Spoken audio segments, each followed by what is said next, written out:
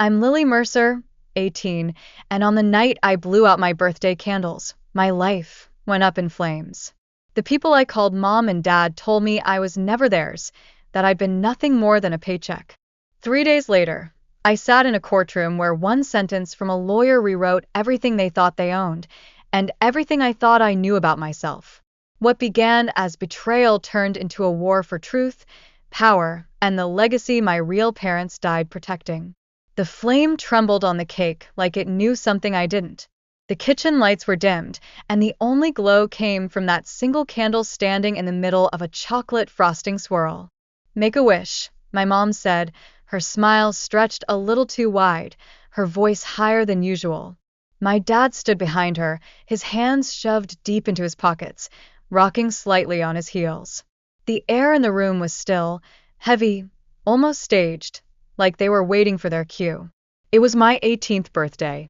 The room should have felt warm, safe, familiar. Instead, it felt rehearsed. I leaned forward, staring at the candle.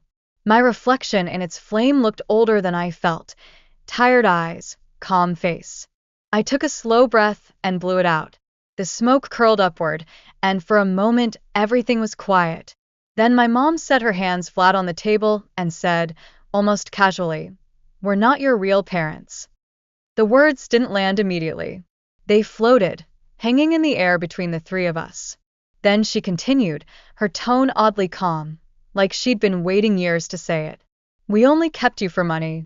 My dad let out a short, dry laugh. "Guess that's one way to say it," he said. "Don't look so shocked, kid.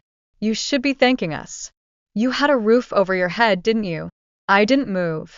I didn't cry. The silence stretched so long I could hear the faint tick of the kitchen clock. My hands stayed folded in my lap. Inside, something in me shifted, not broken, just realigned. I'd always known something was off in this house. "Say something," my mom pressed. But I didn't. I only looked at her, really looked. Her eyes were sharp, cold, impatient, eyes that had never once softened when I came home from school, when I got sick, when I tried to make her proud. My dad wouldn't meet my gaze at all. Finally, I said quietly, "Are you done?" Her mouth twitched. "Excuse me?" I asked if you were done. She laughed, but it wasn't real, more like a sound people make to cover discomfort. "Oh, you'll understand soon enough," she said, pushing the cake away like it was in the way.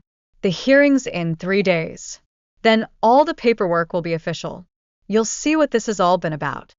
I stood up. "The hearing?" My dad spoke up now, his tone slipping from amused to firm. "Your biological family left behind some money, a lot of it. And when you turned 18, we were supposed to be compensated for taking care of you. We did our job. You got what you needed. Now it's time for the rest to come through." He said it like it was simple, like they hadn't just admitted that every "I love you" had been an act. My mom crossed her arms. "Don't start acting like a victim, Lily. You should be grateful we took you in. Anyone else would have left you at some state facility." I picked up my jacket from the back of the chair. "So that's all I was to you," I said softly. "An investment." My mom's face hardened. "Don't make it dramatic." I didn't argue. I just nodded once, turned, and walked out of the room. In the hallway mirror, I caught a glimpse of my face, calm, almost detached. But inside, my thoughts were sharp, slicing through the fog that had hung over my childhood for years. Little things clicked into place. The way they'd always fought about the money, the documents I'd once found in my dad's desk that he said were bills, the way my mom had panicked when a man in a suit came by last spring asking about me. It wasn't sudden. It was a pattern that had just revealed its design. That night, I didn't sleep. I lay in bed staring at the ceiling, replaying their words. "We're not your real parents." The words didn't hurt. They clarified. I'd always felt out of place, not just in the house, but in the town itself. I never looked like either of them. My hair was darker, my features sharper, my mannerisms different. People used to comment, saying I looked unique. My mom brushed it off. My dad changed the subject. Now I knew why. 3 days later, we were in court. The courthouse smelled like old wood and polished stone. My so-called parents walked ahead of me, dressed in their best, My mom in a pale blue suit, my dad in a gray one that looked borrowed. They moved with confidence, talking to each other in low voices, rehearsing what they'd say, I assumed. I followed quietly, wearing a plain black dress and a neutral expression.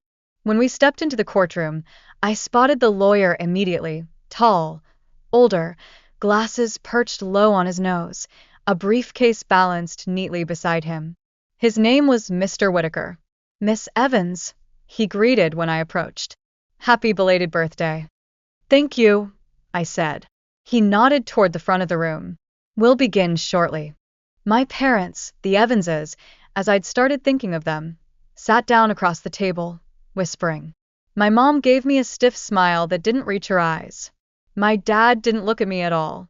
The judge entered moments later, and the room settled. Mr. Whitaker began reading from a stack of documents. He spoke clearly, his voice echoing softly. We are gathered to finalize the execution of the estate of Charles and Helena Dawson, he said. The names landed heavily. I didn't know them, at least not until that moment. But I felt something stir, a distant echo of recognition, like hearing a melody you'd forgotten, but somehow still knew. Mr. Whitaker continued.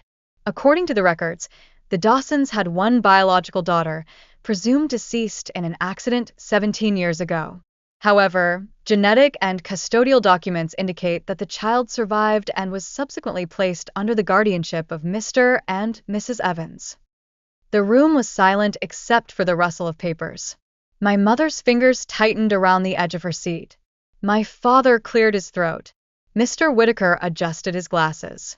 The Dawsons' estate includes properties, financial assets, and several trusts. The total valuation exceeds $8 million. My parents' postures straightened. I saw the flicker of greed light up in their eyes, that small, involuntary spark that betrays intent. My mom's lips parted slightly, like she could already taste the life that money would buy. Then Mr. Whitaker paused. However, he said, there is one final clause. The air shifted. Even the judge seemed to lean in slightly. Mr. Whitaker lifted a single page from the pile. His tone was calm, measured. Clause 23, Section 4. In the event the beneficiary reaches the age of 18, all estate assets, holdings, and properties are to be transferred directly and exclusively to her name. Guardians or caretakers, regardless of prior financial agreements, are to receive no compensation upon her legal adulthood. Any previous arrangements are considered null and void. For a second, no one spoke. Then my mother's face went pale. What did you just say? She asked sharply. Mr. Whitaker looked up. The clause states that the inheritance transfers directly to Miss Lily Dawson, effective as of her 18th birthday. The room went dead quiet. My dad blinked, confused. That can't be right, he said, his voice rising. There was supposed to be payment. We were told we'd be compensated. Mr. Whitaker calmly shuffled the papers. That arrangement appears to have been conditional upon guardianship until the beneficiary's adulthood. Since that milestone has been reached, the funds belong entirely to her. My mother stood abruptly. You don't understand, she said. We raised her. We spent 18 years. You can't just... Mr. Whitaker raised a hand. The court has confirmed all terms. There are no grounds for contestation. I sat perfectly still, my hands folded in my lap. My pulse was steady. Then it happened. My dad leaned forward, his face reddening. This is ridiculous, he said. We deserve something. We. He stopped mid-sentence. His hand went to his chest.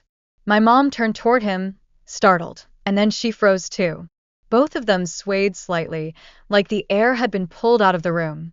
For a heartbeat, everything was chaos. The scraping of chairs, the gasps from onlookers, the sudden shout from the clerk.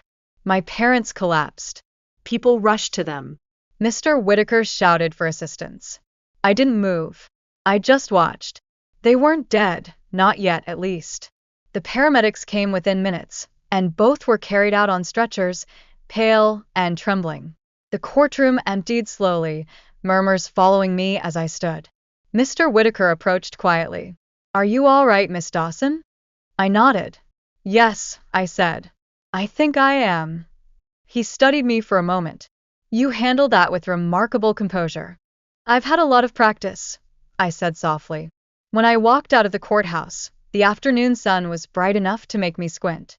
The air felt different, sharper, lighter. The noise of the city moved around me. Cars, footsteps, the faint hum of life going on. I stood at the top of the courthouse steps for a long time, letting the moment sink in. For the first time in my life, no one owned me. The Dawsons, my real parents, had left more than money. They'd left a message, hidden in the fine print of a legal document. You are free. I walked down the steps slowly, the sound of my heels echoing against the stone.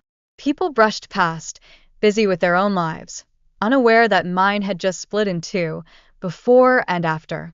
A black car was parked at the curb. Mr. Whitaker stood beside it. Your new residence is ready, he said. Your parents' estate in Rose Hill. I'll drive you there. I looked at the car, then back at the courthouse doors. My mother's voice echoed faintly in my mind, that brittle, rehearsed sweetness. We only kept you for money. Not anymore. As the car door shut behind me, I felt a strange calm wash over me. The city slipped by outside the window, tall buildings, crowds, the blur of a life that no longer had anything to do with me. When we reached Rose Hill, the estate came into view beyond a stretch of iron gates. The house stood 3 stories tall, built of pale stone and framed by sprawling oak trees that caught the afternoon light. It wasn't just beautiful, it was alive with history. This was your parents' home, Mr. Whitaker said quietly as the gates opened. Inside, the hall smelled faintly of cedar and old books. Portraits lined the walls, unfamiliar faces, yet something in their eyes mirrored mine. The air was calm, untouched. I walked slowly through each room, the library with its tall shelves, the sunroom that looked out over the gardens, the grand staircase that curved upward like a spine. Every step felt both foreign and inevitable, as if I were retracing someone else's memory that had waited for me to arrive. When I reached the study, I stopped. On the desk sat a small box, sealed with a faded ribbon. My name was written on a card beside it, for Lily, on her 18th birthday. I hesitated, then untied the ribbon. Inside was a letter, written in looping cursive. Our dearest Lily, if you are reading this, it means you have come of age, and the truth has found you. We knew the path to this moment would not be kind. We knew others would try to claim what was yours. But the estate, the name, and the life you were meant to have are now in your hands. This house, this legacy, they belong to you alone. Live not with the weight of what was taken, but with the power of what remains. With love. Your parents. I stood there for a long time, holding the letter. The morning after I arrived at Rose Hill, sunlight spilled through tall windows that reached nearly to the ceiling. The house had been silent all night, yet it didn't feel empty.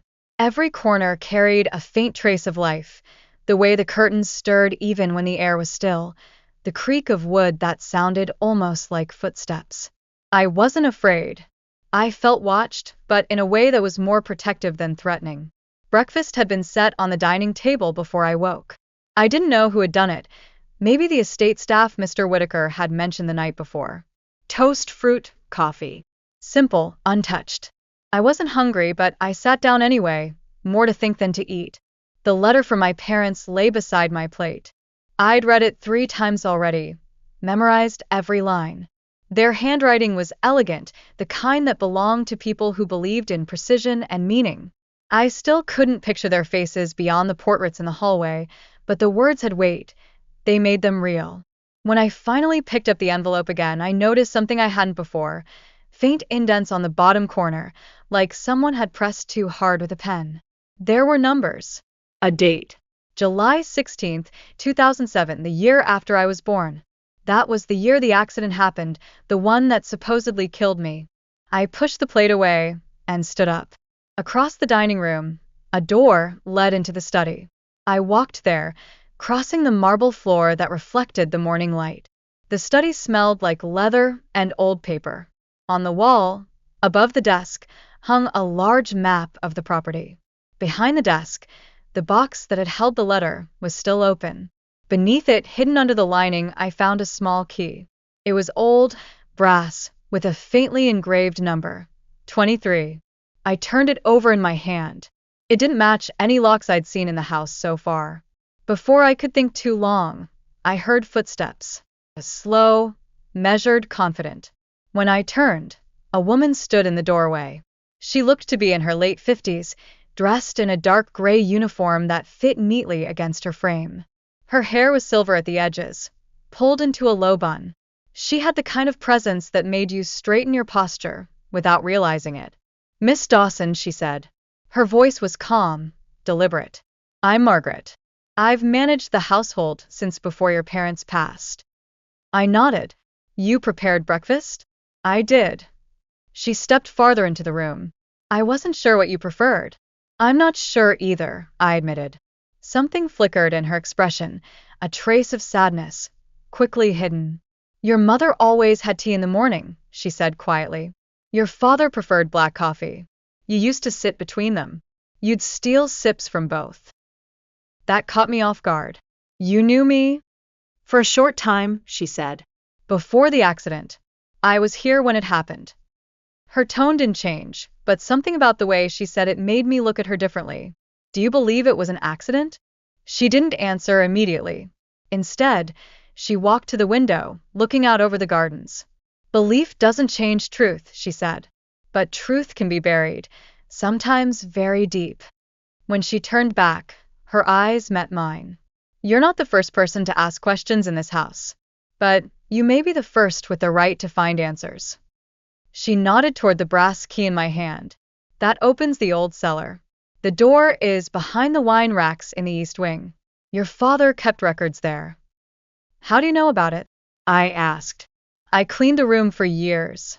Your father made me promise never to let anyone else inside. He said it would be for you, when the time came." "Did he say what was in there?" "No." Her voice softened. "But he said that when you were ready, the house would show you." Margaret left after that, as quietly as she'd arrived. The echo of her shoes faded down the hall. I looked at the key again, the brass glinting in the light, and decided there was no reason to wait. The east wing was older than the rest of the house. The walls were narrower, the ceilings lower, the floors uneven. Dust hung in the air like the house itself had been holding its breath. At the end of a long corridor, behind a series of wooden cabinets, I found a door partially hidden behind a shelf. When I pushed it aside, a faint draft of cool air brushed against my face. The lock was stiff, but turned after a few seconds. The door creaked open, revealing a narrow staircase that descended into darkness. I hesitated for a moment, then switched on the flashlight from my phone and started down. The stone steps were cold beneath my shoes. The smell of damp wood and age grew stronger the deeper I went. At the bottom was a small room. Not large, but deliberate. The walls were lined with shelves stacked with boxes, files, and rolls of paper. In the center stood a single desk covered in dust. When I brushed my hand across it, faint letters appeared on the surface, my father's initials, carved carefully into the wood, CD. I sat down and began opening the boxes. Most contained papers, deeds, correspondence, legal forms. But one folder caught my attention immediately. It was marked with a single word, Evans. Inside were documents, old guardianship forms, bank transfers, letters between my father and the couple who'd raised me. The earliest dated back to when I was 1. The signatures were clear, official. The Evanses had been paid monthly sums, enough to cover expenses, and then some. The last payment was 15 years ago. But there was something else. A letter from my father to the Evanses. His tone was formal but firm. "If anything happens to us, protect her until she is old enough to understand. The funds will sustain you, but they are not a gift. When she comes of age, return her to Rosehill. Do not fail this trust." It wasn't greed that began their arrangement, it was trust. Somewhere along the way, they had twisted it into something selfish. Then I found another file, thinner but heavier somehow. It was labeled Investigation, 2007. Inside were photos of a car. Overturned, charred, nearly unrecognizable. I saw the date from the envelope stamped in the corner. The official report said vehicle malfunction, but attached to it was another document, and signed and unfiled. It said evidence of tampering, brake line compromised. Someone had caused the accident. I stared at the page until the letters blurred. My heart pounded. Whoever killed my parents had covered it up, and the people I'd called Mom and Dad had known something. I didn't hear the footsteps until they were close. When I turned, Margaret stood in the doorway. Her expression was unreadable. "You found it," she said. I didn't answer. She stepped forward, her hands folded neatly in front of her. "Your father suspected it," she continued. "He kept those papers hidden for that reason." "You knew." "I knew pieces," she said. "But I couldn't act. There were people watching even after the accident.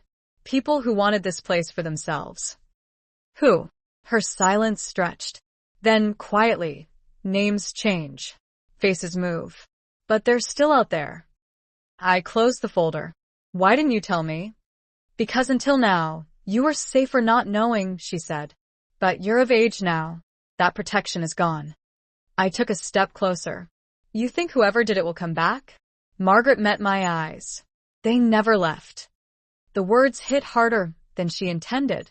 That night, I couldn't stop thinking about what she'd said. I sat in the study long after sunset, the house quiet except for the sound of the grandfather clock. I opened the window, letting the cool air in. From outside, the property looked endless. Rolling fields, trees that bent in the wind. Beyond the fence line, faint headlights glowed for a moment, then disappeared. Someone was out there, watching. The next morning, Mr. Whitaker returned. He carried more papers, official documents transferring ownership of the estate. He asked routine questions, but his eyes moved around the room like he was assessing something else. When he finished, I asked, "Did my parents ever suspect foul play?" He paused before answering. "They didn't say so directly," he replied. "But they were cautious. Very cautious. Your father instructed that certain files be secured until you were old enough." "Files in the cellar?" "Yes." He hesitated. "And one more in his office at the law firm. It was never found after the accident." "What firm?" "Dawson, Kline and Associates," he said. "It was dissolved after his death." "Could someone have taken the file?" "It's possible. Many people had motives." After he left, I found Margaret waiting by the front door. "He shouldn't have mentioned that," she said quietly. "Why not?" "Because there's more to that story than he told you." "Then tell me." She studied me for a long moment, then sighed. "Your father's partner, Richard Kline, he took over the firm after the crash. He handled the legal transition after your parents' deaths. It was he who arranged your guardianship through the Evanses." That name hit like a spark in dry air. "You're saying he knew them?" "Yes," she said. "And not just casually. They'd worked for him before the accident." My chest tightened. "So he chose them." "He did."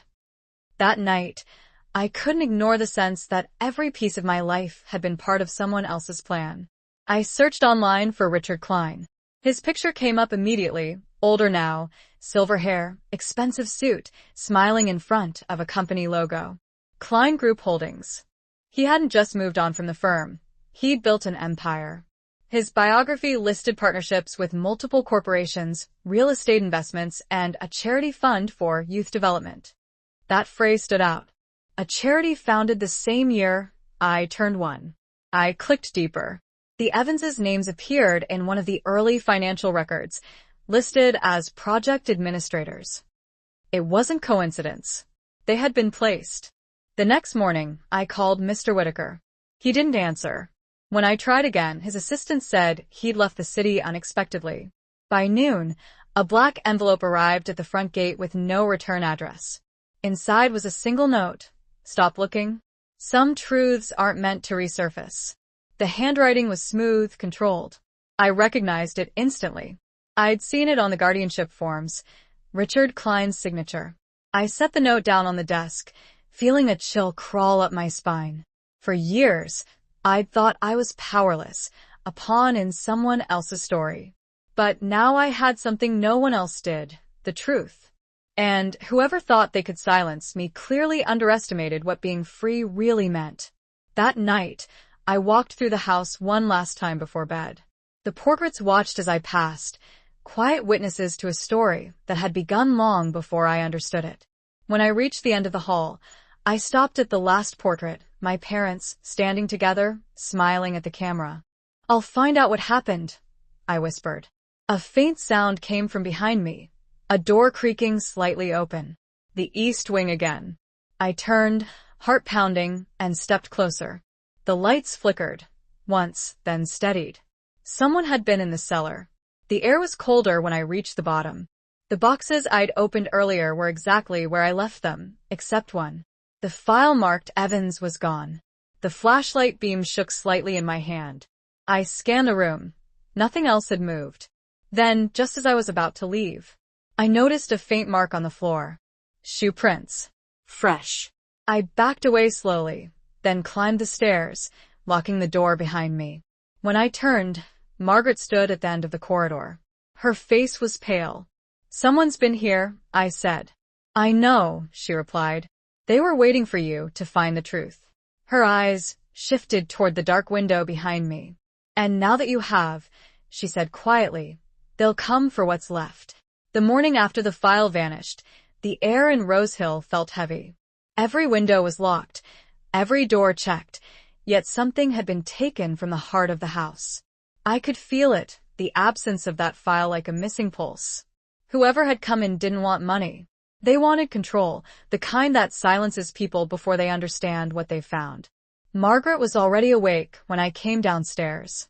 She stood near the window, a cup of tea untouched beside her. Her posture was tight, the calm she usually wore replaced by a quiet alertness. "It wasn't just a break-in," she said before I could speak. "Whoever did it had a key. No locks were forced." I moved closer. "That means someone from inside. Or someone who's been here before," she said. "You're not the first to search those rooms. Mr. Kline sent people over the years, maintenance crews, auditors, surveyors. But I never let them near the cellar. Until now, they didn't need to." Her words sank deep. "He knew about the files," I said. "I believe he suspected," she replied. "But he wouldn't have known where to look without help." The message from the day before flashed through my mind. That black envelope, the neat handwriting. He was warning me off, but now it was clear. He was also letting me know he could reach me. "Margaret," I said, "how well did my father trust Richard Kline?" She gave a short, cold laugh. "They were partners.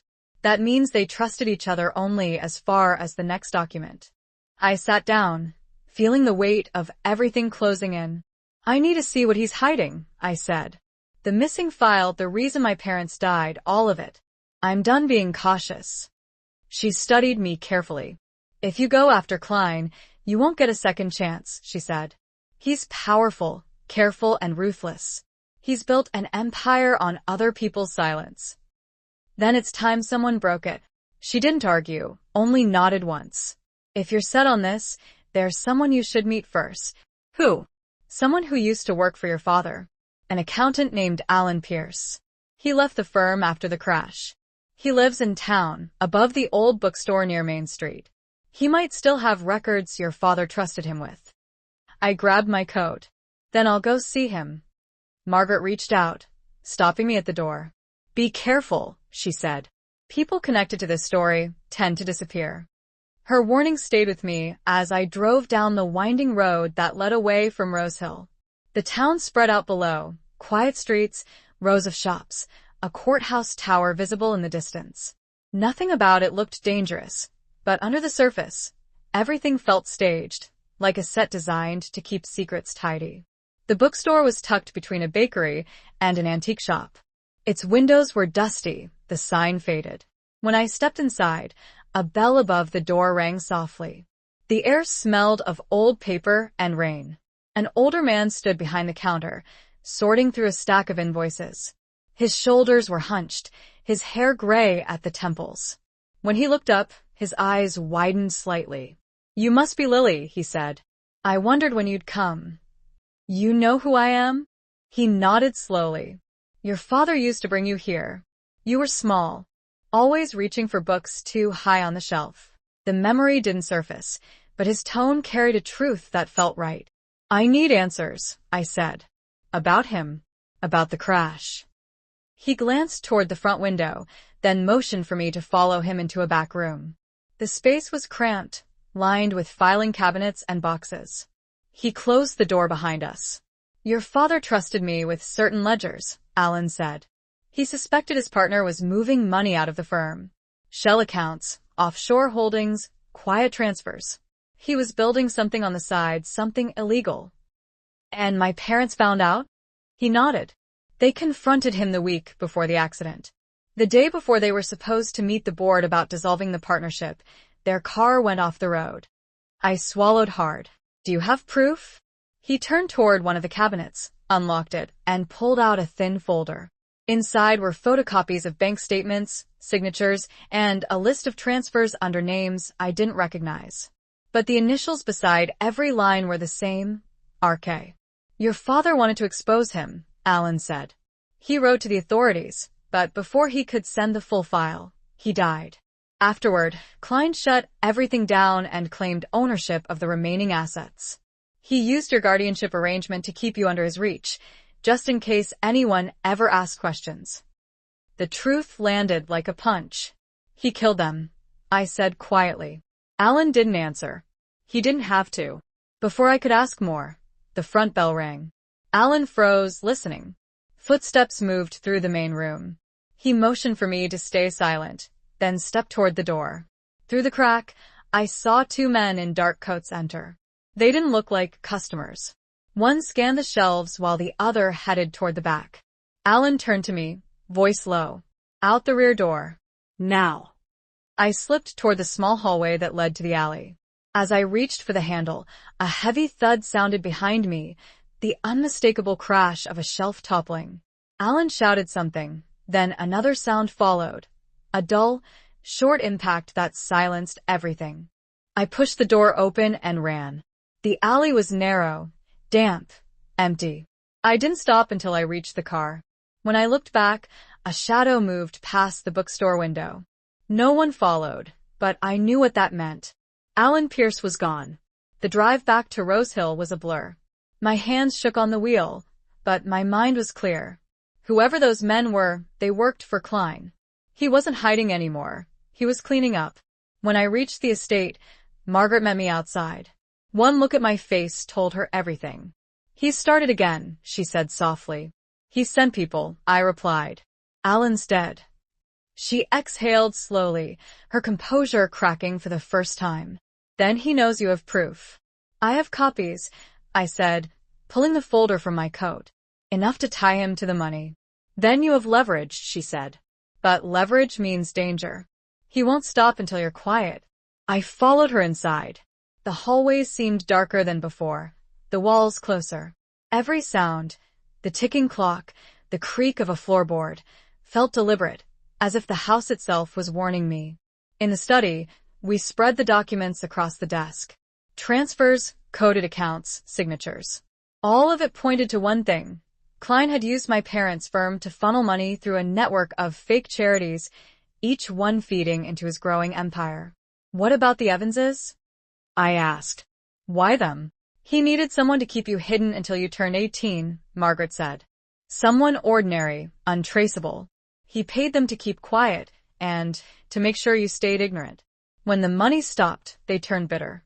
That's why they tried to claim your inheritance. So I was bait, I said. In a way, she admitted. You were the final loose end. He expected you to vanish into their custody. He underestimated me. He did, she said. But that makes you dangerous to him now. We stayed up most of the night piecing together timelines.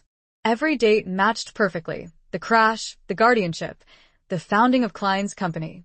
By dawn, we had one missing link. The location of the original file my father had prepared. Margaret poured coffee and handed me a small silver drive. Your father had this made before he died, she said. He kept one copy here, one with Alan. This is what Kline's been trying to erase. I stared at it. What's on it? Everything. Financial records, correspondence, and one video your father recorded the night before the crash. My pulse quickened. You watched it? No, it wasn't meant for me. I plugged the drive into the computer. The screen flickered, then a video opened, grainy, time-stamped the night of the accident. My father sat at his desk, eyes tired but calm. If you're seeing this, he began, something has gone wrong. Richard's been moving funds through our accounts, laundering money under false names. I confronted him today. He denied it, but I saw the fear in his eyes. I'm certain he'll try to stop us from going public. If anything happens to Helena or me, find Lily. Keep her safe. The records will clear her path. He paused, then leaned closer. There's one more thing. We discovered that Richard's operations aren't only financial. He's connected to a network that uses these accounts for political leverage. Powerful people owe him favors. If you expose him, be prepared. He'll come for you. The video ended. The room was silent except for the faint hum of the computer. Margaret spoke first. Now you know what you're up against. I closed the laptop. Then I know what I have to do. That afternoon, I drove into the city. Kline's headquarters was in a glass tower downtown, his name etched in steel above the entrance. I parked across the street and watched people move in and out, executives, assistants, security guards. He lived in plain sight, confident no one would touch him. I wasn't planning to confront him yet. I needed to see him, to understand what kind of man could build an empire on other people's graves. When he finally appeared, surrounded by two men in dark suits, he looked exactly as he did in the photos. Polished. Controlled. The kind of man who never raised his voice because he didn't need to. He stepped into a black car, and for a brief moment, our eyes met across the distance. I don't know if he recognized me, but I saw the flicker of calculation in his gaze, the same one my fake parents used to hide behind smiles. That night, back at Rose Hill, I found a new envelope waiting on the doorstep. No name, just the same black paper. Inside, a photograph, Alan Pierce's bookstore, taped off by police. On the back, a single line written in that same precise hand. You're next, Lily. Stop digging. I stood there for a long time, the wind cold against my face. Fear came first, sharp and clean. Then anger followed, heavier, steadier. He thought threats would stop me. But threats were just confirmation that I was finally getting close. Margaret found me in the hall, still holding the photo. You can't stay here, she said. It's not safe. I'm not running, I said. Not this time. Her eyes softened with something like pride. Then you'd better be ready for what comes next. The storm raged through the night, shaking Rose Hill until dawn. By morning, the ground outside was slick with rain, the air dense with the kind of quiet that follows chaos.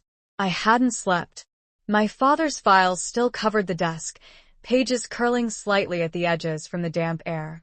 I'd spent hours reading through every line, memorizing the names tied to Kline's accounts, politicians, executives, charity heads.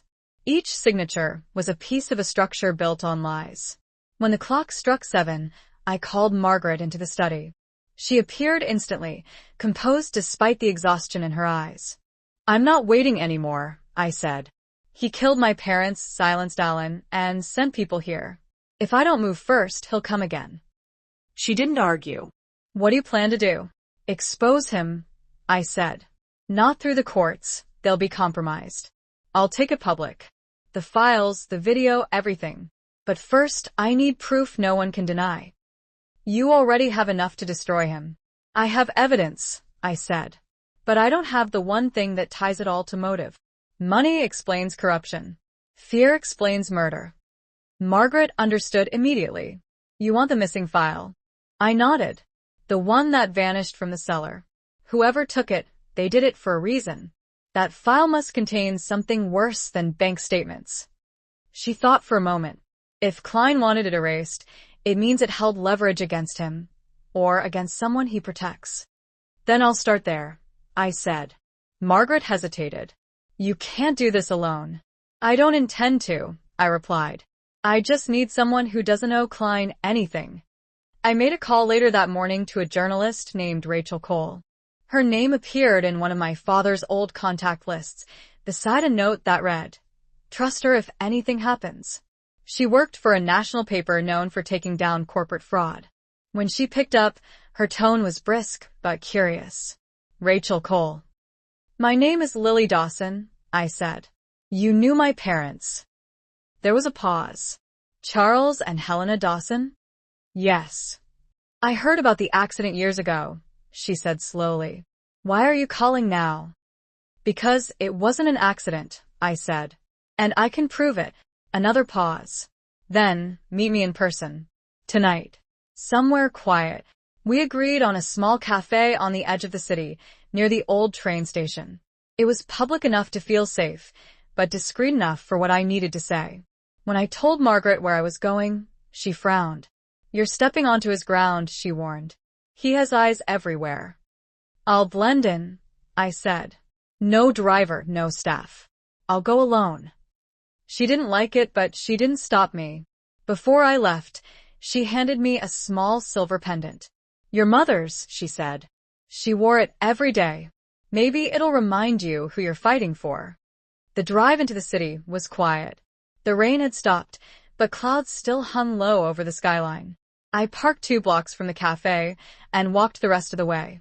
Inside, the smell of coffee mixed with rain-soaked air. Rachel sat in the corner, her dark hair pulled into a loose bun, a notebook open beside her cup. When she saw me, she stood and extended a hand. You look just like your mother, she said softly. I sat across from her. You knew her well? She and your father were good people, Rachel said. They trusted the wrong partner. I tried to publish parts of what Charles sent me before he died, but the files disappeared before I could confirm them. He sent you something? She nodded. A partial record of the transfers. I never saw the full file. I have it now, I said. And more. Enough to take Kline down if you're willing to help me. She leaned forward. If you're telling the truth, I'll make sure the world hears it. But you need to understand, people like Kline don't fall quietly. When they do, others go down with them. Are you ready for that? I've been ready since I was old enough to realize my life wasn't mine, I said. I showed her a copy of the bank transfers and the flash drive with the video. She watched the recording of my father in silence, her expression unreadable until the end. When it finished, she exhaled slowly. That's enough to open an investigation, she said. But if we publish this now, without the missing file, Kline will claim it's fabricated. He controls most of the channels that could verify it. I know, I said. That's why I need help finding the rest. She closed her notebook. I'll reach out to a contact in the financial bureau. He's been trying to trace Kline's shell companies for years. If there's still a record of that missing file, he can find it. We agreed to meet again the next evening. When I stepped outside, dusk had settled. The air smelled of wet pavement and cold metal. I was halfway to my car when I noticed the reflection of a figure in a nearby window, standing still, watching. I didn't turn around. I walked faster, keys ready in my hand. When I reached the car, I slid inside and locked the doors. The reflection disappeared. By the time I returned to Rose Hill, night had fully fallen. Margaret was waiting in the foyer, worry etched into her face. You were followed, she said before I spoke. I froze. You saw someone? There was a car parked beyond the gates for nearly an hour after you left. Same one from 2 nights ago. They're watching the estate. I took a deep breath.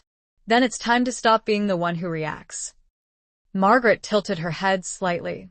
What are you thinking? I'm going to draw him out, I said. If he wants me gone, let him come close enough to think he's won. She hesitated, then nodded slowly. Then we'll make him believe he has. We spent the next day preparing. I set up hidden cameras throughout the house, in the hallways, the library, the study. The security system had been upgraded since my parents' time, but I added layers, motion sensors, silent alarms connected to my phone. Margaret helped disguise them under lamps and inside vents. By evening, everything was ready. I sat in the study, pretending to work, the glow from the computer casting long shadows across the room. Hours passed. Midnight came and went. Then, just after 1, I heard it, the faint sound of footsteps outside the window. I didn't move. The camera above the fireplace caught it, a dark figure, moving slowly along the porch. He paused by the door, testing the handle. When it didn't open, he circled around the side. I whispered, "He's here," and Margaret's voice came through the earpiece we'd set up. "Stay where you are. I'll trigger the outside lights." The floodlights snapped on, flooding the yard in white. The figure froze, then bolted toward the trees. I ran to the door, catching only a glimpse, tall, wearing a black coat, his movements too disciplined for a petty thief. Margaret joined me moments later, breath quick. "He wasn't here to steal," she said. "He was looking for something. The missing file," I said. She nodded. "Or, to make sure you didn't have it." The footage from the cameras confirmed what we already knew: professional, precise, deliberate. Whoever he was, he'd done this before. But one frame stood out. The moment he looked directly into the lens before running. His face was covered, but the ring on his right hand glinted in the light, a silver band engraved with a small emblem. I froze when I saw it. "Pause there," I said. The emblem was identical to the one on the bottom of Kline's corporate logo. By morning, Rachel called. "I found something," she said. My contact traced a set of archived records from the old firm. "There's a storage facility registered under Kline's name in the outskirts of the city. Unit 23A, leased under an alias right after the accident. The same number as the key my father left me," I said. "That can't be coincidence," she said. "If the missing file survived, it's there." I left immediately, Margaret insisting on coming along. The storage facility sat behind a chain-link fence, guarded by a single gatehouse. We used a set of forged credentials Rachel had arranged. The guard barely looked at us as we drove through. Inside, the rows of metal units stretched endlessly, each one identical. Unit 23A was near the far end, half hidden behind stacked crates. The key fit perfectly. The door slid open with a metallic groan. Inside, boxes filled the space, labeled with numbers, not names. We searched in silence, the only sound the echo of shifting cardboard. Then, near the back, I found a smaller box marked with my father's initials. Inside were several sealed folders and a USB drive. On top sat a photograph, my parents standing beside Kline, smiling. Only this time there was someone else in the picture. My mother held a baby. Me. Margaret's face went pale. "He was there the day they announced the guardianship," she said. "He arranged the paperwork himself." I opened one of the folders. Inside were letters written in my father's handwriting, addressed to a federal investigator. He'd detailed everything: Kline's financial crimes, the threats he'd received, and one final note: "If anything happens, check the offshore account under the name Artie. It connects to the people financing him." The drive held encrypted data. Files too large to open on my laptop there. I pocketed it and turned toward Margaret. "This is it. This is what he's been hiding." We left quickly, locking the unit behind us. But as we reached the gate, the guard was gone. The booth was empty, the lights off. A black car pulled up from the road, headlights blinding. The driver's window lowered just enough for a voice to carry over the rain. "Going somewhere, Miss Dawson?" It was him, Richard Kline. My pulse spiked. Margaret's hand gripped my arm. Kline stepped out of the car, his expression calm, almost amused. "You've grown up," he said. "You have your mother's eyes." I didn't answer. He took a slow step forward. "You should have left this buried. Some things don't belong in the light." "You killed them," I said. His smile faded slightly. "Your parents made choices. So did I. The difference is I survived mine." He looked at the folder in my hand. "You think that will save you? Every piece of evidence you have is already accounted for. I built the system that decides what's true." "You built it on lies," I said. "And now it's about to collapse." He sighed, as if genuinely disappointed. "You sound just like your father before the crash. Idealistic. Certain you can change the world. Look where it got him." He turned to leave, but before stepping back into the car, he said quietly, "Be careful driving home. Accidents happen." The car sped away, tires cutting through puddles. Margaret and I stood there, soaked, silent. I looked down at the folder in my hand. It wasn't just evidence anymore, it was a death sentence for anyone who possessed it. Morning arrived without calm. The storm had moved east, but the sky still carried its shadow. I sat in my father's study, staring at the open laptop, the folder of files spread across the desk. Every page carried the weight of something irreversible. Kline's voice from last night replayed in my head like a warning. Be careful driving home. Accidents happen. Margaret entered quietly with coffee. Her steps were measured, cautious. She didn't need to ask what I was thinking. He's trying to rattle you, she said. It's working, I admitted. But fear isn't going to stop me. He's expecting me to hide. That means it's time to act. She placed the cup down and straightened. You have one advantage. He thinks you're alone. You need to use that. I nodded. Rachel's contact traced the offshore account my father mentioned. It connects to a corporation called Sunder Global, owned by one of Kline's shell companies. If we prove that link, we tie him directly to embezzlement and fraud. And the video? I'll use it at the right time, I said. But first, I need something more than digital evidence. Something physical. The kind of proof no court can ignore, no matter how powerful he is. Margaret looked uneasy. You think it still exists? I know it does, I said. He wouldn't have threatened me if it didn't. Rachel called shortly after. I've been going through the drive you gave me, she said. But look at the file name. RD18. That has to mean something.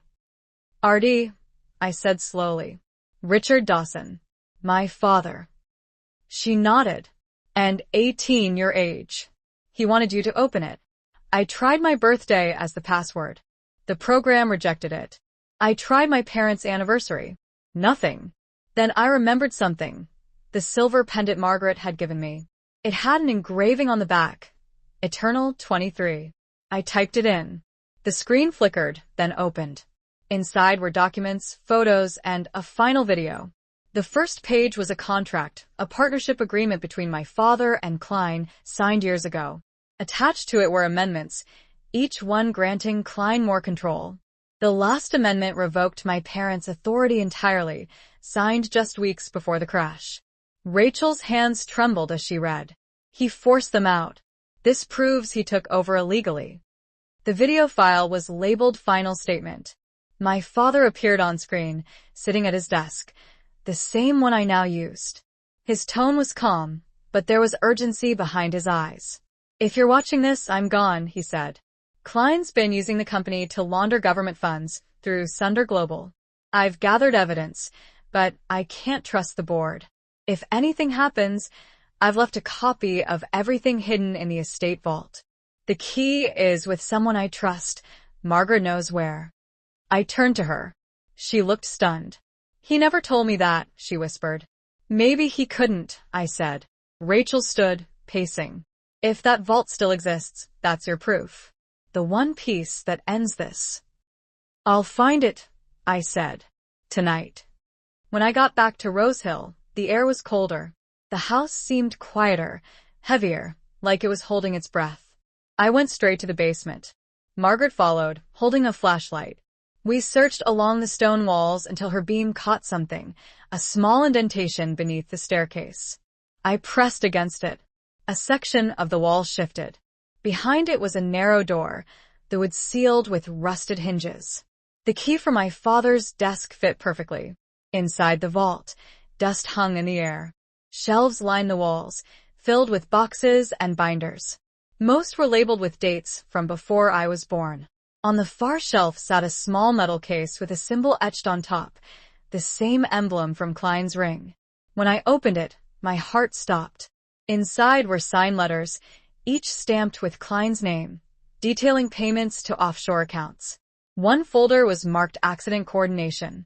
Inside, instructions for a private security firm, the same firm that responded to my parents' crash. It was proof of premeditation. Margaret exhaled sharply. He had them killed. He didn't even try to hide it. This is what he wanted destroyed, I said. This is why he's watching us. We locked the files in a safe and scanned copies to send to Rachel. But before I could email them, the house alarm triggered, a silent alert flashing on my phone. Someone's on the property, I said. Margaret grabbed her coat. Stay here. I'll check the gate. No, I said. We moved together. We stepped into the hallway just as the power went out. Darkness swallowed the rooms. The only light came from the storm outside, flickering through the windows. I pulled out my phone flashlight, the beam cutting through the dark. Footsteps echoed upstairs, deliberate, heavy. Margaret whispered, "He's here." We moved toward the stairs. I glanced up and saw the figure again, the same from before, face hidden, moving with precision. He descended one step at a time. "Don't move," I said sharply. He paused but didn't stop. I aimed the light directly at him. "Who sent you?" No answer. Then suddenly he lunged. Margaret pulled me back, and the flashlight fell, spinning across the floor. A struggle broke out in the dark, shattering glass, the sound of fabric tearing. I grabbed the nearest object, a metal candlestick, and swung. It connected with a dull thud. The man collapsed, unmoving. The lights flickered back on. He was unconscious, his mask partially torn. Margaret knelt and pulled it off. It wasn't a stranger. It was one of Kline's personal drivers, a man I'd seen dozens of times at board events. I felt my pulse hammering. He wasn't here to scare me. He was here to take something. Margaret checked his jacket. Inside was a flash drive identical to mine, except this one had Kline's corporate seal. He was swapping them, she said. He wanted to replace your copy with his. We tied him up and called Rachel. She answered on the first ring. "You need to get out of there," she said urgently. "My contact just found out Kline's leaving the country tomorrow. He's liquidating everything.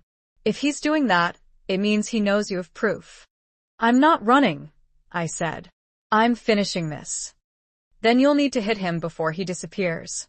There's a gala tomorrow night, Kline's farewell celebration.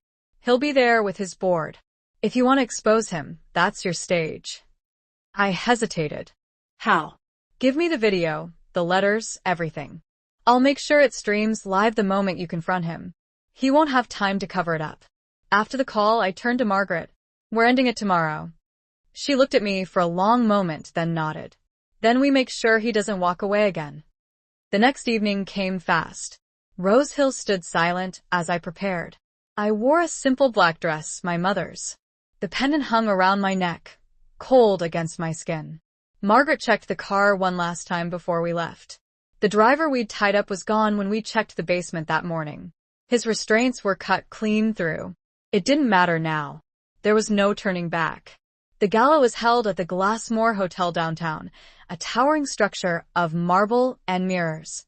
The kind of place where everyone smiled while pretending not to see the knives behind their backs.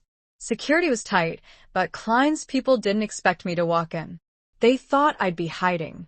Inside, music drifted through the ballroom. The crowd shimmered with polished confidence. Investors, politicians, people who owed Kline everything. He stood near the stage, greeting guests with that same calculated charm. When he saw me, surprise flickered across his face, then vanished under a practiced smile. "Lily," he said smoothly, "I didn't expect to see you here." "I wasn't planning to miss your farewell," I said. He offered a hand, pretending civility. "You look well. I trust you've been reconsidering your approach." "I have," I said. "You were right. Some things don't belong in the light." He tilted his head, curious. "I'm glad you understand. I didn't say I'd keep them there," I said quietly. His smile faltered. "What are you talking about?" "Everyone's watching, Richard," I said. "Not just the people in this room." Right on cue, Rachel's stream went live. The projector behind the stage flickered. The video began to play, my father's final statement. The room fell silent. Kline turned slowly, disbelief hardening into fury as his own face appeared in the files displayed on the screen. Letters, signatures, bank transfers, every lie he'd buried now projected for his entire world to see. The crowd erupted. Phones rose. Cameras flashed. The board members stepped back, whispering frantically. Kline turned to me, voice low but venomous. "You don't know what you've done." "I know exactly what I've done," I said. "I gave you the truth you buried." Security moved in, confusion spreading. One of Kline's assistants tried to cut the feed, but Rachel had locked the stream remotely. The projection didn't stop. Then Kline lunged forward, gripping my wrist hard enough to bruise. "You think this ends me?" he hissed. "You've only opened a door you can't close." Margaret stepped in, pulling him off me. The room exploded into chaos. Guests shouted, cameras rolled, police sirens wailed in the distance. Kline tried to push through the crowd, but officers entered the ballroom before he could escape. They moved straight toward him, led by Rachel's contact from the bureau. "Richard Kline," the officer said, "you're under arrest for conspiracy, fraud, and obstruction of justice." The look on his face was pure disbelief, the first crack in his control. As they handcuffed him, he glanced at me. "You don't understand, Lily," he said coldly. "You think this is victory? You've just inherited the war." They let him out through the back doors. The noise in the ballroom faded into a blur. I stood still, feeling the weight of everything crash down at once. Margaret touched my arm gently. "It's over," she whispered.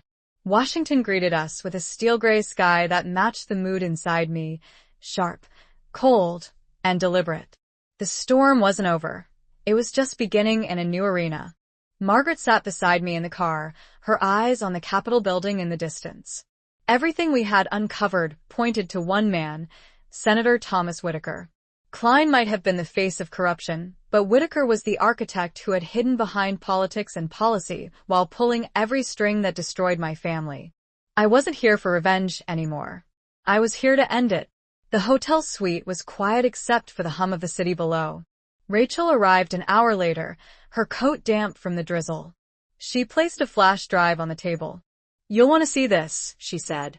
"It's a copy of a private security feed from Whitaker's office. Someone leaked it anonymously." I connected it to my laptop. The footage showed Whitaker inside a conference room, standing before two men in dark suits. His voice was measured, too calm for someone who had everything to lose. "I want all assets from the Kline acquisition transferred to the foundation under my oversight," he said. "And if the girl makes any legal claim, remove her." Quietly, he turned toward the window, unaware that his words were being recorded. "The Wraith Project dies with me. No one resurrects it." The video ended. Rachel folded her arms. "That's enough to indict him, if it goes public." "Not enough to bury him," I said. "He'll claim it's fabricated. We need undeniable proof, documents that tie him directly to the Wraith operations." Margaret spoke softly. "Then we find where he keeps them." Rachel smiled faintly. "Already working on it." My contact traced a network of encrypted storage linked to Whitaker's campaign donors. One of the servers belongs to the Whitaker Foundation, the same charity he uses as his public front. If the records exist, they're there. I met her eyes. "Then, tonight we take them." The plan came together quickly. Rachel arranged a distraction through a journalist friend to draw attention to a supposed scandal leak, forcing Whitaker's staff to focus on damage control. Meanwhile, Margaret and I would enter the Foundation's data center, disguised as maintenance contractors. By nightfall, the storm outside had turned fierce. Rain lashed against the car as we drove through the narrow service road leading to the facility. Floodlights swept across the parking lot, and security guards moved in timed patrols. We waited until one disappeared around the corner, then slipped through a side entrance using a bypass key Rachel provided. Inside, the air hummed with machines. Rows of servers blinked in blue and white, reflecting off the polished floor. Margaret whispered, "He's got enough computing power here to hide 1,000 crimes." I located the main terminal and connected the portable drive. Rachel's voice came through an earpiece. "You've got 3 minutes before the next sweep. The file you want will be tagged with WRA-09. A copy, everything attached to it." The data scrolled fast. Documents, contracts, transfers, all bearing Whitaker's signature. There were project outlines describing neural modification technology, signed under the alias Project Wraith. It wasn't just illegal. It was treasonous. 2 minutes, Rachel warned. I opened one last folder labeled Contingency. Inside was a video message dated the same week my parents died. Whitaker sat in his private office, looking directly into the camera. If you're seeing this, he said, it means Kline failed to contain the Mercer situation. The girl inherits everything. Remove her from the equation before she exposes the project. My breath froze. He ordered it, I whispered. Margaret stared at the screen. He killed them to cover his tracks. 30 seconds, Rachel said urgently. I copied the final files and pulled the drive out just as the power flickered. Footsteps echoed in the hall. Margaret motioned for silence. The door opened. A guard stepped in, flashlight sweeping the room. We pressed against the far wall, hidden behind the rows of machines. The beam passed inches from us, then moved away. The guard muttered something and exited. We slipped out through the same door and disappeared into the storm. By the time we reached the car, sirens were blaring behind us. Rachel's voice crackled through again. Security's noticed the breach. You've got maybe 5 minutes before they alert Whitaker. Then it's time for the endgame, I said. We didn't drive to the hotel. We went straight to the Capital District. Rachel met us there, carrying her laptop and the same determination that had kept her alive through all of this. She set up a secure connection to a national news network's data server. If we stream this live, there's no stopping it, she said. Once it's uploaded, the entire country will see what Whitaker did. I hesitated. They'll come after you. They already will, she said. Might as well make it worth it. I inserted the drive. The screen filled with evidence, signatures, audio files, transfers, video of Kline's operations, and Whitaker's confessions. Rachel hit the final command. The upload bar climbed steadily. Outside, the rain turned into a downpour. Sirens wailed in the distance. At 11:47 p.m., the feed went live. Major networks picked it up instantly. Screens across the city, in cafes, stations, and offices, flashed with the headline, "Breaking, Senator linked to illegal mind control project and murder cover-up." Whitaker's name filled every broadcast.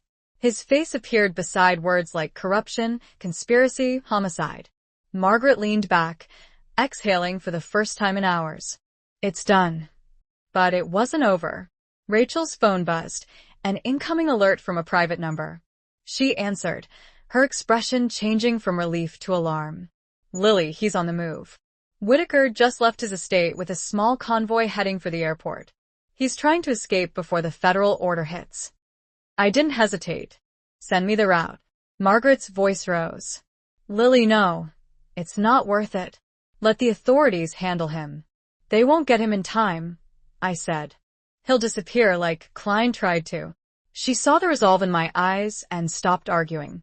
The highway was nearly empty, slick with rain reflecting the glow of city lights. I drove fast, heart steady. The convoy's tail lights appeared in the distance, 3 black vehicles slicing through the storm. I pressed harder on the accelerator. When we reached the overpass, I cut across the lanes and blocked the lead car. Brakes screeched.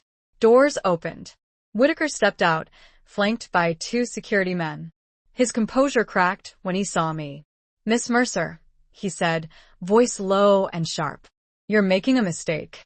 The mistake was thinking you'd get away with it, I said. He gestured toward the guards. You have no idea what you've done. Those files compromise national security. They expose murder, I shot back. My parents' murder. His jaw tightened. Your parents interfered with something far beyond their understanding. Wraith wasn't a weapon, it was protection. They refused to see that. You mean control? I said. And you used it on people who never agreed to it. He took a step forward. You think this ends because of one broadcast? You've just set chaos loose. Those who funded me will bury everything and you with it. I shook my head. You're the one being buried, Senator. By your own words. Sirens pierced the air behind us. Federal vehicles closing in. Whitaker turned toward them, realizing it was over. His guards dropped their weapons and stepped aside. Agents surrounded him. As they placed him in handcuffs, he looked at me one last time. You've inherited more than a fortune, Miss Mercer. You've inherited enemies. Remember that. I met his gaze, without flinching. Then they can come find me. The agents drove him away. The rain eased into mist. Back at the hotel, Rachel watched the live coverage. The anchors confirmed Whitaker's arrest and the collapse of the foundation's assets. Kline's trial was being reopened under federal jurisdiction. Every name connected to Wraith was under investigation. Margaret poured coffee and sat across from me. "Your father would be proud," she said quietly. "He wanted the truth to survive." "It did," I replied. "But it cost more than he ever expected." Rachel closed her laptop. "So what now?" I looked out at the city. "Now I rebuild. Rose Hill, the company, the legacy, it all starts over. Clean this time." She smiled faintly. "You sure you're ready for that?" "I've been ready since the day they told me I wasn't theirs." The next morning, headlines crowned the story. Heir exposes political corruption. Wraith project terminated. My name was everywhere, but it didn't feel like victory. It felt like closure. Later that week, I stood alone in the old Mercer estate. The dust had settled, sunlight spilling through the windows. On my father's desk lay the same family photo that had survived every storm, my parents smiling, unaware of what would come. I placed the legal seal of Rose Hill beside it and signed the last document transferring full ownership to my name. The inheritance that once chained me had become something else entirely, a weapon turned into truth. Margaret entered quietly. "They're waiting for you at the board meeting," she said. "Let them wait a little longer," I replied. I looked out at the garden my mother once tended. The air smelled of rain and renewal. Everything they'd built, everything they'd lost, it all came back to this moment. When I finally turned away, I didn't feel the weight anymore. I felt free. That night, a single message arrived from an unknown number. "You closed one chapter. Others are watching." I stared at the words for a moment, then deleted them. The past had taken enough from me. The future was mine to shape.